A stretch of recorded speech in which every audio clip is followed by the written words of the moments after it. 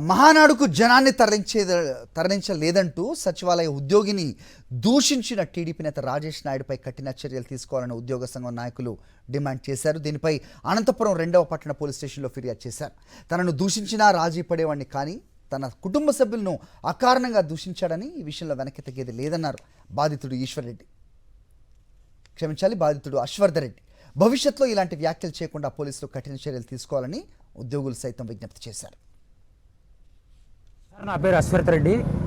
నిన్న జరిగిన సంఘటనకు మేము ఖచ్చితంగా అంటే నా వ్యక్తిగతంగా నన్ను దూషించడమే కాకుండా మా కుటుంబాన్ని కానీ దూషించడం కాబట్టి ఖచ్చితంగా దీన్ని ఖండించాలని చెప్తున్నాము.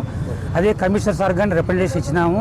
ఇక్కడ ఇప్పుడు కంపల్సరీగా స్టేషన్లో కూడా ఎఫ్ఐఆర్ ఫైల్ చేపిస్తాం సార్. మేము దీనికి ఎటువంటి తగ్గేదైతే లేదు సార్. కేసు కట్టిస్తున్నాం, కంపల్సరీగా కేసు కట్టిస్తున్నాం సార్. సచివాలయ ఉద్యోగులు నిన్న జరిగిన చాలా దురదృష్టమైన సంఘటనకి మేమంతా ఆందోళన చెందుతున్నాం. మేము సజావుగా మా విధులు నిర్వర్తించాలంటే ఇలాంటి భయభ్రాంతులు గురి చేసే పరిస్థితుల్లో మేము ఏమాత్రం సజావుగా మా విధులు నిర్వర్తించలేము.